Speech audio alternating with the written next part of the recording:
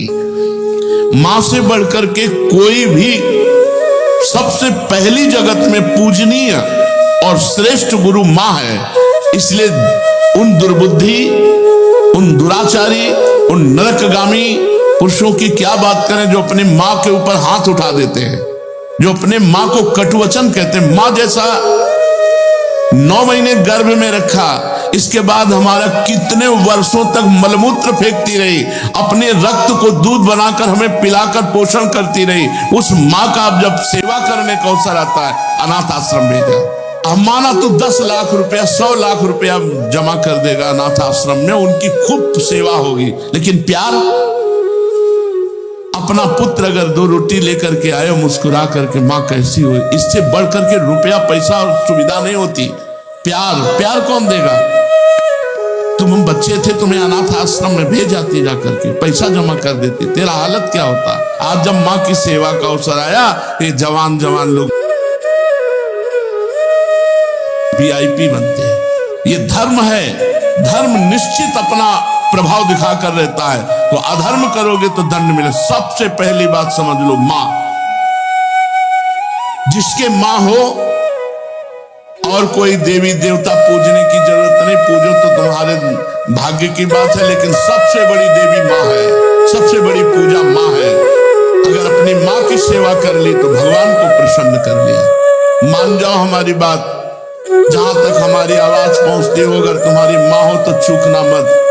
मां का आशीर्वाद ले लो, विश्व ब्रह्मांड में कभी परास्त नहीं होगी। मां महामहिम गुरु है। हाँ, अगर आप वृंदावन वास करते हो, अपनी मां को पास रखो।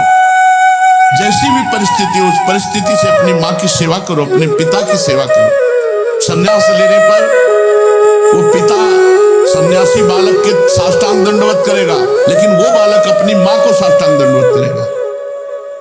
ये बहुत बड़ी महिमा मां की है। पूज्य बाबा कह रहे हैं, इसलिए मां को इस मनुष्य लोक में प्रथम देवता, प्रथम गुरु मानना चाहिए। मातृदेवो भव हमारा वेद कहता है, और पितृदेवो भव। अपने माता पिता की जिसने सेवा नहीं की, आज्ञा नहीं मानी, मनमानी आचरण किए, वो कभी सफल नहीं हो सकता, किसी भी मार्ग में सफल नहीं हो सकता। पूरा जीवन रुपया कमा करके अपने बेटे को बाबूजी बनाना चाहो, बेटे ने जब बूढ़ा अवस्था आई, पानी देने की अवस्था आई, तो घर से निकाल दिया। माता पिता की आराधना करना ये भगवत भक्ति है। पुंडरीक जी महाराष्ट्र में अपने माता पिता को भगवान मान करके उन्हीं की 8 पैर सेवा में रहते। तो आज भी जो विठ्ठल भगवान है, उन्हीं को दर्शन देने के लिए गए थे। एक ईंट डाल दी, उसी ईंट में खड़े हो गए ऐसे, आज भी खड़े हैं ऐसे। कहा जब माता पिता की सेवा पूर्ण हो जाएगी तब महाराज आपके दर्शन करेंगे। माता पिता भगवान का स्वरूप हैं। ये आज जो वातावरण बदल रहा है, बहुत गुस्सा लगती है जब देखने को मिलता है कि जवान बहू और बेटा मिलकर के बूढ़ी मां को मार रहे हैं। वो बेचारी उठ नहीं सकती, वो हिल नहीं सकती। अंतिम समय तक या तो जलोगे ऐसी जगह जहां बचाने वाला कोई नहीं होगा, या सड़ोगे। ऐसे अधर्म करने वाले को कभी और हम कहते हैं उस मां से पूछ लो जिसको तुमने मारा है, उसी मां से पूछ लो कि बोलो इसको क्या दंड दें, तो यही कहेगी कि कभी मत दंड देना। वो पिटते हुए भी यही कहेगी कि तू सुरक्षित रहे, तू सुरक्षित रहे। एक मां को मारा तो दूसरे भाई ने रिपोर्ट कर दी, पुलिस आई, मां से पूछ रहे तुम्हें मारा? नहीं मारा नहीं, बातचीत हो रही थी, ऐसे धक्का लग गया। धक्का दिया? नहीं, हमारा धक्का उसको लग गया। छोटा लड़का कह रहा है कि इतना जोर जोर से डंडों से मारा, इसके शरीर को देख लो कितने डंडे पर। चुप, मां का स्वरूप क्या होता है, समझो क्या स्वरूप होता है। पीट के अपमानित होके भी अपने बेटे को अपमानित और पीटने की इच्छा नहीं है। ऐसी वात्सल्यमयी मां को, ऐसे पिता को जो मेहनत करके कमाते, अपने बच्चे का पोषण किया और वो जवान हुए, डंडों से मारते हैं घर के बाहर। अरे राधा राधा, ऐसे दृश्य देखने को मिलते हैं ना। ये खा खा करके सब जवान हुए हो और अब माता पिता की सेवा का अवसर आया तो मुंह चुराए घूमते हो। मुंह चुराने का समय नहीं है, अपने कर्ज उतारने का समय है।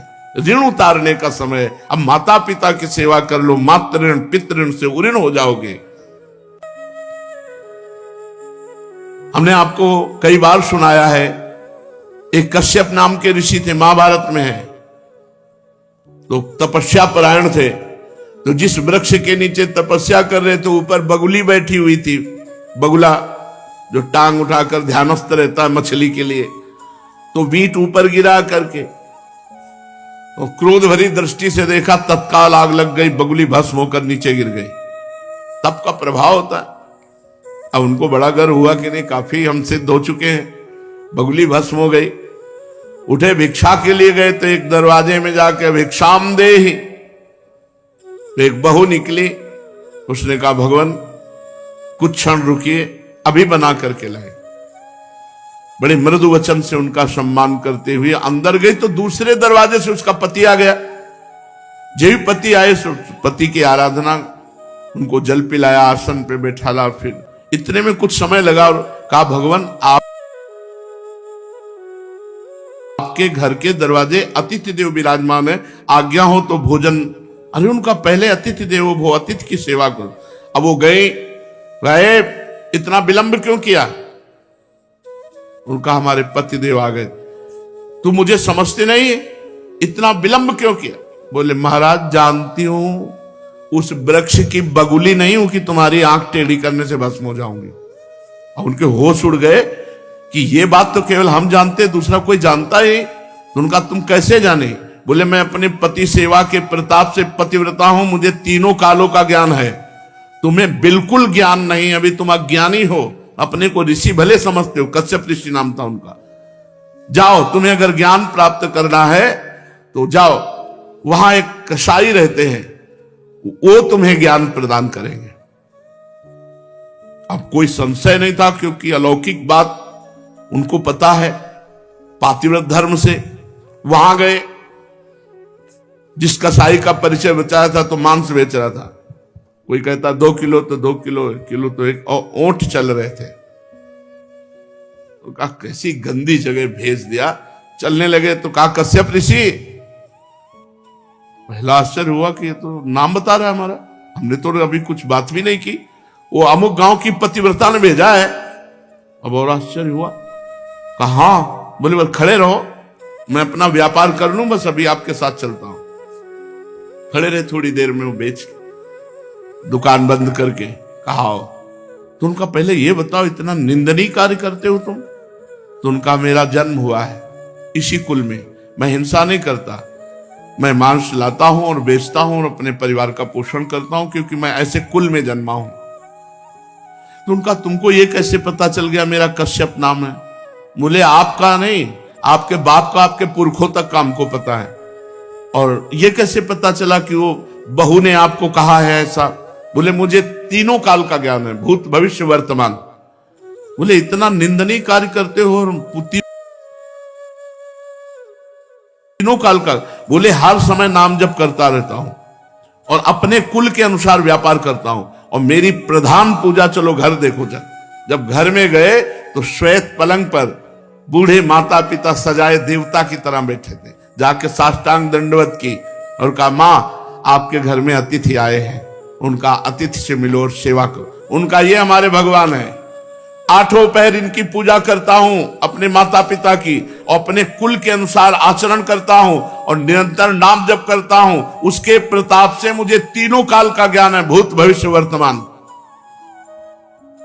तुम अपने माता पिता को छोड़ करके तपस्या के लिए निकले हो, और वो भी अंधे हैं तुम्हारे माता पिता, जो स्वयं पानी नहीं ले सकते। तुम्हें कभी न परम पद मिलेगा, न स्वर्ग मिलेगा, नरक मिलेगा तुम्हें। उसी समय वापस हो गए। और जब माता पिता का शरीर पूरा हुआ तब पुनः तपस्या में लगे। माता पिता भगवान का स्वरूप है। स्वयं प्रात काल उठी कै रघुनाथा, मातु पिता गुरु ना वही माथा। अपने माता, अपने पिता, अपने गुरुदेव के चरणों में स्वयं राम जी महाराज मस्तक रखते थे प्रात काल उठ करके। सबसे पहले अपने माता पिता की जो आज्ञा का उल्लंघन करते हैं उन्हें कभी सदगति प्राप्त नहीं होती। अब ध्यान से सुनो, यदि माता पिता भगवान का नाम जब भगवान की भक्ति का विरोध करने वाले हो तो उनकी नहीं बात माननी चाहिए। यदि माता पिता भगवान की भक्ति का विरोध करने वाले हो तो नहीं माननी चाहिए। यदि माता पिता गंदी आज्ञा करे तो नहीं देना चाहिए। रोटी दाल खाओ, नहीं चाहे उपवास करके मर जाओ, तुम्हें मुर्गा बकरी नहीं देंगे आके, तुम्हें शराब नहीं पिलाएंगे आके। एक तरफ भक्ति का वर्णन किया, अब ये वर्णन किया उनके दुष्परिणाम। और अगर माता पिता गलत आज्ञा करते हैं तो नहीं, पानी पी के रहो, ऐसे रहो, शराब तुम्हें नहीं देंगे, मांस तुम्हें नहीं देंगे। क्यों गलत आदत बनाई? जो धर्म विरुद्ध है वो हम तुम्हें लाके नहीं दे सकते। यदि माता पिता भक्ति विरोधी हो तो उनकी बात नहीं माननी चाहिए। सेवा करने की बात नहीं कह रहे, सेवा करो, बात मत मानो। यदि भक्ति विरोधी है तो बात मत मानो। यदि वो भक्ति विरोधी आदेश करते हैं, मांस भक्षण, मदिरा पान या कोई गलत आचरण का, बिल्कुल आदेश मत मानो, बिल्कुल अमंगल नहीं होगा। तजो पिता प्रहलाद विभीषण बंधु भरत महतारी, गुरुबल तजो कंत ब्रज बनितन भेमुद मंगलकारी, जाके प्रिय न राम अभय देही, तजिए ताहि कोटि बैरीशम यद्यपि परम स्नेही। दूसरे का धन चोरी से, बेईमानी से, घूस से, छल कपट से कभी नहीं लेना चाहिए। नहीं, वो तुम्हारे परिवार की बुद्धि भ्रष्ट करके नष्ट कर देगा। इस बात को बैठा लो, वो एक ही बार वाला सब पूरा नष्ट कर देगा। तुम्हारे घर के बच्चों की बुद्धि भ्रष्ट, पत्नी की बुद्धि भ्रष्ट और तुम्हारी बुद्धि भ्रष्ट, रोगे बाद में बैठ के। कितने ऐसे उदाहरण हैं। एक बहुत बड़े ऑफिसर पद में थे, फार्म हाउस और क्या क्या, अकेला लड़का, नक्शा था, कई गाड़ियां, सब। अब लड़का धीरे धीरे डिप्रेशन में पहुंचा, अपने हाथ से अपना गला उड़ा दिया। अब बैठे पूरी जिंदगी भर रो, क्योंकि अब बुढ़ापा हो गया है, तो अब ये तो हो नहीं सकती कि संतान उत्पन्न हो जाए। अब केवल सोचो कि तुमने क्या क्या किया। अब जीवन भर वही फार्म हाउस और महल और गाड़ियां देख देख के रो कि इनका अधिकारी कोई नहीं है।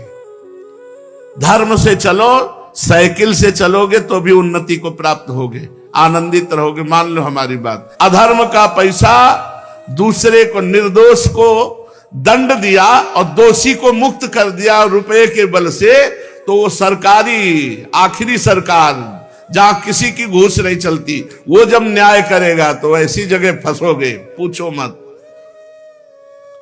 एक बड़ा बलवान ऊपर चढ़ा छत पे, और बहुत बड़ा सरोवर था, और जहां उसको कूदना था वहीं नीचे छत बनी हुई थी सीमेंट की, ऊपर पानी था। अब उसको समझा कि पानी ऊपर से कूदा, ऐसे ककड़ी की तरह फट गया। यह है ऊपर वाले का न्याय, किसी और को फाड़ने की जरूरत नहीं पड़ेगी। बुरी दशा आने के पहले बुद्धि बदली जाती है, वहीं गिरोगे, ऐसी जगह फिसलोगे, ऐसी जगह फंसोगे जहां निकलने के चांस नहीं रहेंगे। अवश्य में भोक्तव्यम कृतम कर्म शुभाशुभम। धन दिमाग में भरे हुए हो, अगर धर्म से धन कमाओगे तो माना कि आप बहुत गरीबी से चल सकते हो, लेकिन आपके पुत्र, आपका परिवार सुसज्जित तेजोमय होगा।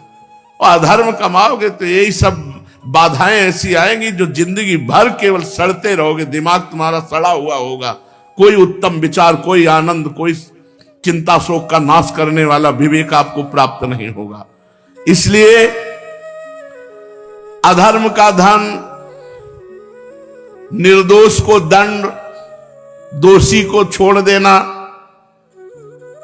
इसीलिए बहुत बच के अपने जीवन को चलाओ। केवल धन ही और जीना ही काफी नहीं है, मरना भी है आगे, और मर के फिर जाना है दरबार में सरकार की, और उसका हिसाब होना है। यही केवल हिसाब नहीं होता है, यहां तो नॉर्मल हिसाब है। एक एक सेकंड का हिसाब सेकंड के कम हिस्से में हो जाएगा। चित्रगुप्त तुम्हारे मन में बैठे हैं। ये चित्रगुप्त वो है जो तुम्हारे मन रूपी सीसी कैमरे में पूरे अनेक जन्मों की सीन सहित सब बातें भरी है।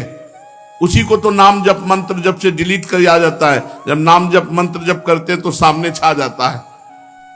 इसलिए भाई, अधर्म के धन से बचो, क्योंकि ये बुद्धि भ्रष्ट कर देता, परिवार को नष्ट कर देता है। ये बात अपने दिमाग में बैठा लो, अधर्म से दूसरों का धन लेने वालों, छल कपट करने वालों, ये बात को समझ लो।